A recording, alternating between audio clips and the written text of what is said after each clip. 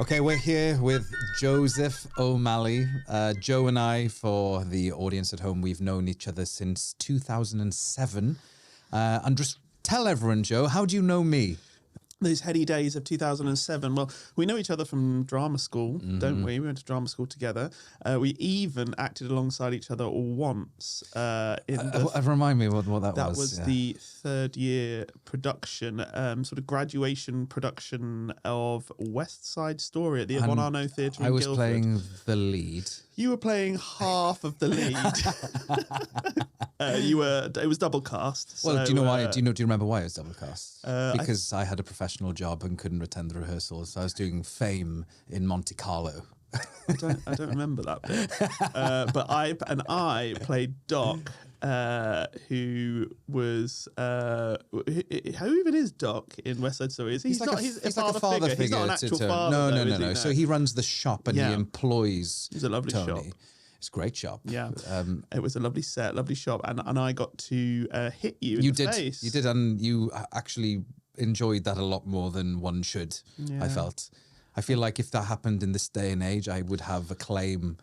I'd go to a no wins, no fee. In this day and age, there would definitely be some sort of coach that would come in to give us some advice on how to do it, rather than me just walloping you did you just every night. Slap me across the chops. Absolute dry backhand slap across the chops. I could still not quite recovered from that. Just a bit of that. Why do you think I got a beard these days? Yeah, so that's how we know each other. Yeah. And we. Obviously, I've been involved with everything at the barn now for almost since probably the first year that... It was the third or fourth production that we put on, which was Hound of the Baskervilles. That's it. Back in 2018. Yeah. So we've worked together for 6 years now. I think Crazy. I think I've done 4 or 5 shows maybe, maybe this... Remind the audience, can you even remember what shows you've done for the barn? Well, I started off assisting you. Oh, yes, I've forgotten about that one. How can you forget? Because you basically actually directed it. Oh, yeah. On Simon Stevens' 1 Minute. That was great. That was the last serious thing I ever directed. Never done anything serious since. And then we did Hound of the Baskervilles. Then we did 39 Steps, which was fantastic. And then we did Ben-Hur. Which closed the venue. Which closed the venue due to, it sold out. No, it closed the venue due to a pandemic. So I think it opened for previews. It hadn't got to press at that point. It opened for previews. And then the Tuesday night, we had one final show while everyone was still sort of not sure what was going to happen. Yeah. And then that Wednesday, we were closed. That's it. Yeah, it was absolutely brutal. It was really sad, actually. But it was for the people that saw the show in the first 2 weeks, it was great fun. And then... I actually had visited here with a couple of other shows, not to do with the barn, but when you did your outdoor sort of COVID-friendly season. And then we did Around the World in 80 Days. Last year? No, beginning of this? No.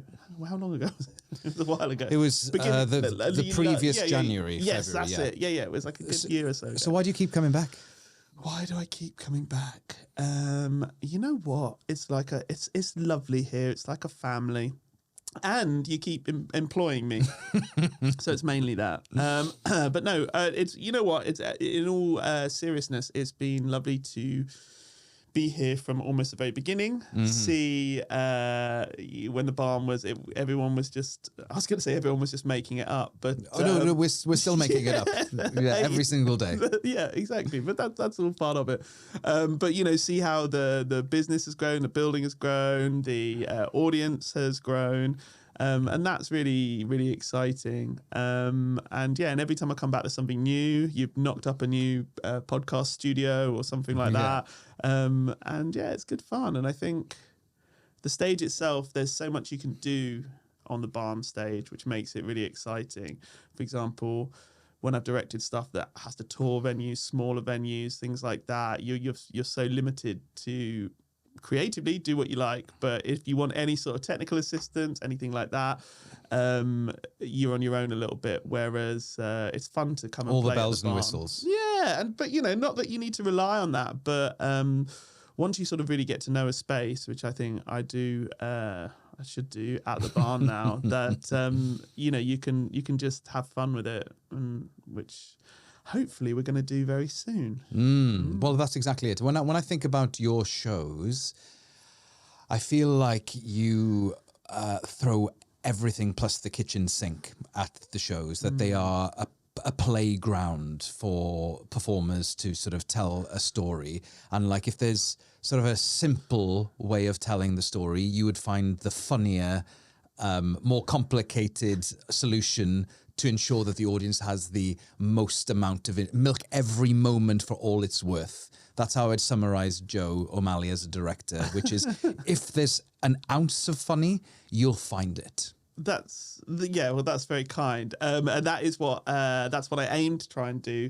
I think it comes from just being quite childish, having probably just like having a laugh, really, and but also the sort of theatre that I like to make. Yeah, it is a bit sort of maximalist in a way, just like throw everything at it and see what sticks.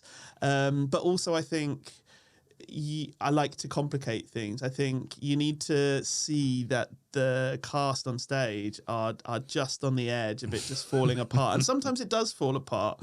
Sometimes it does fall apart. By design, though. That's by design. Thing, yeah. Mostly by design, but I think when you just work on that edge, where the cast are telling, this is going to sound like I'm a sadist now, where the cast are saying in rehearsal, there's no way we're ever going to be able to do that sort of, that costume change or that character change or this moment, it's just not possible. And I go, I think it is possible. Let's just try.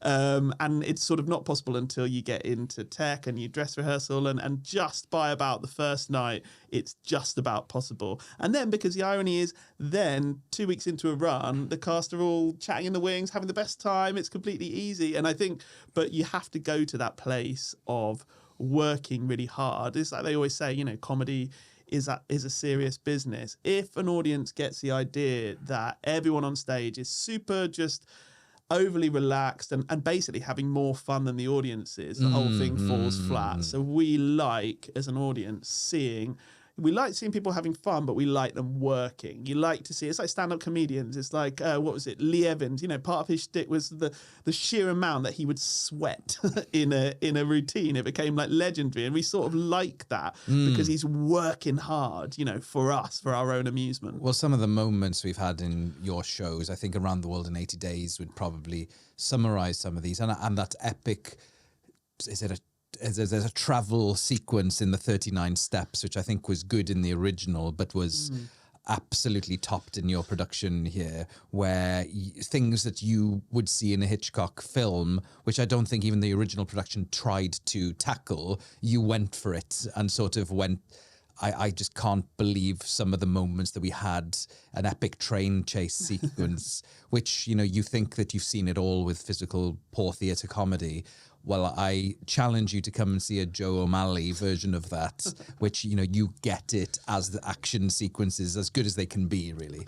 Yeah, well, and I think, the barn itself, the stage itself really helps with that as well, that you can add, you can combine, which is what I love to do, combine those poor theatre techniques of, right, what would we do if we're just in a village hall on a stage with no lighting? How would we show a fight on top of a train, or a conversation aboard an ocean liner, or like in 80 Days, probably like my favourite sequence because it was just so stupid, a storm at sea, when we need to have all four characters on stage, but we've only got 3 actors, right? Okay, so we add a doll in there, great, and then how do we do this storm? Well, and that sort of, but the nice thing about working with the barn as well is you can have those poor techniques and you can add a few extra layers on top to help the audience's imaginations along a little bit. And I think, those moments are, when they work, they're brilliant. Well, they've always worked. I mean, the thing is, I only see them when the hard work's been done and you've had to problem solve every little bit. Yeah. Most of your time has been them not working until the point they work. Well, the irony, the job of the director is the point they work is when you go home. Yeah. So you spend you are only employed for the period where it's not working, in the hope that by press night, it's just about working. and then you go home, and then Yeah. maybe you come back once or twice, and by the time you come back in 3 weeks' time, it's sort of stopped working again because everyone's got really relaxed and gone, Or it's fine. Somebody pushes a truck off the stage and bumps a radiator off the wall. So do you remember that incident? I do remember that incident. So I've had an interesting history of press nights with shows here at the barn, all sorts of things. I feel like every now and then, maybe I'm a bit cursed, but no, the Around the World in 80 Days was, Around the World in 80 Days was a really interesting one in that at a pivotal scene halfway through Act 2, one of the cast pushed off quite a very heavy piece of set into the wings. And I remember I was probably in like the 6th row back, and I heard a sound that you never want to hear when something gets pushed off stage, this sort of grinding crunch. And I thought, well, something's broken. It's probably a bit of set, but that's fine. We've only got sort of 20 minutes of the show left to go. And then it's that heart-sinking feeling that you have as a director when the cast and the energy has changed. You're sitting in the audience, it's press night, there's nothing you can do, but you know on stage the energy has changed. The cast are glancing off into the wings, glancing at each other.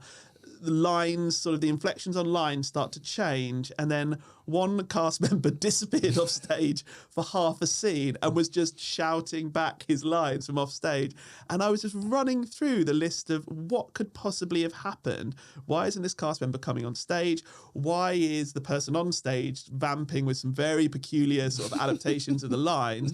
And then, what I didn't know is that the set had been pushed off stage with such force that he had smashed into a radiator on the side of in the wings. It had cleaved the radiator off the wall. Water was spewing out into the wings, into the substage while the show was taking place. But luckily, of course, and this is why I always say you should have a tradesman in the cast, is that fantastic actor playing Passepartout, when he's not acting, he is a builder. He was a plumber. Well, plumber, builder, he does a bit of everything. No, does a bit. He's very does a multi-skilled. bit of everything. But great actor too. Fantastic actor, James. Yeah, fantastic. And so he, what he was doing when he was off stage, when I was going, what on earth are you doing, shouting his lines off, is he was isolating the radiator. And fantastic, Grace had got her toolkit out, and he completely took the radiator off the wall, isolated it, and managed to come on for the next scene. And the whole last bit of the show went off as normal. If only I could get a tradesman to work that fast. I know, literally 20 seconds. But it was, it was such a coup that he managed to do that. It's amazing. Legendary status at the Barn It was Theatre. fantastic. It made national press. Yeah, Elaine Page talked about us on her show. And that's amazing. If that's not applauded. That is the pinnacle of success in the theatre world. It certainly is. EP. So, Some Others Do Ave. Yes. That's the next one. That's the next one. And it's a real departure from actually what we've been talking about, from anything I've done before. The stuff I've done before for the barn tends to be very, like you said, very physical, big stories, taking in multiple locations, multiple characters, small casts with that sort of poor theatre technique. But this is going to be something a little bit different, which is really exciting in that the sort of IP it's based on is a completely much loved sitcom, that everyone knows, everyone has a relationship with it. A lot of people really love it. A lot of people think they know, Frank Spencer, Betty, all of that. And the interesting thing about that is what people tend to know is this slew of impressionists and comedians that came after the first and second series that actually started their careers with impressions of Frank Spencer. And people, when every single person that probably books a ticket will go, oh yeah, I know, ooh, Betty, all of that. Yeah. And I don't think it's ooh, Betty is ever actually said in Some Mothers Do Ave, in the TV show. I think maybe it's almost said once, but everyone thinks of that because of these comedians.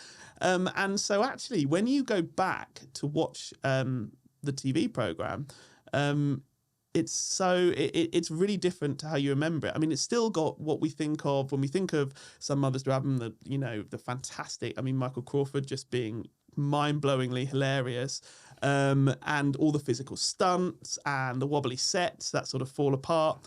It has all of that, but it also has this fantastic relationship between Frank and Betty, and that's at the core of the whole series, really. This is sort of unbreakable bond between these two people. With everything sort of that Frank creates, all the mayhem and everything going around, craziness going around them, and every other character involved in the TV series just thinking that Frank is a write-off and all of that, and yet Betty is still sort of, she's the only one that believes in him, and that's actually at the core of our show as well. And I'm making it sound very serious now, but of course, because this stage version, it's a brand new story. It's adapted by Guy Unsworth, who wrote it alongside Raymond Allen, who wrote the original series. So it is a brand new story, sort of a feature-length story. It's not like other adaptations of famous TV shows, like the ones that are in town at the moment that are just sort of episodes pushed together, famous episodes pushed together. This is a brand new story, but with lots of sort of a loving sort of nods towards jokes and routines and moments from it's a love letter key episodes. to It is completely. But at this core is this really lovely, and we've got two fantastic actors. We're so happy to have them playing Frank and Betty. Like, with the cast are just brilliant. Well, we had Sam in the other day for the podcast, so he's did he say very excited about it. Is he? Good. I'm glad you said that. No, he's and I think he's perfect for us. Well, again, another person who's had a long relationship with the barn. Yeah. Maybe not as long as you, but but exciting to sort of put these two forces to collide. I think you're going to be a good sort of pairing to work together. I think it will be. He's fantastic character actor. We're all on a journey of how we put across. Obviously, we're not just doing a Michael Crawford impression, but of course Frank is Frank. You're not going to stray away from that. It's iconic. So finding that journey is brilliant. And then when you add in, pardon me, all of the other fantastic characters to it, with a really silly storyline, it's a lot of fun. There's a lot of stupid one-liners.